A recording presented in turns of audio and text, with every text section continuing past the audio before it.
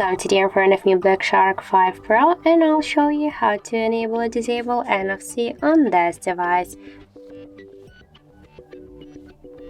So first let's open the settings application and then tap to connection and sharing. After that, scroll a little bit down and you'll see here the NFC switcher NFC section. Just to activate the NFC, click here once on the switcher, and to turn it off, click on the switcher again. You can also switch here the contactless payments, so you can switch the payment application if you have another one. Also you can here switch the default application. And if you want to turn on or turn off NFC by the second one, just first open notification panel and somewhere here you should find the NFC icon. In my case it's here. Just to do that, to activate it, click here once on this icon, and if you want to turn it off by the same way, click here on this icon.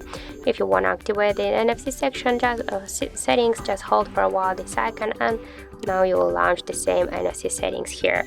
So that's it. Thank you for watching, and if you find this video helpful, don't forget to leave a like, comment and to subscribe our channel.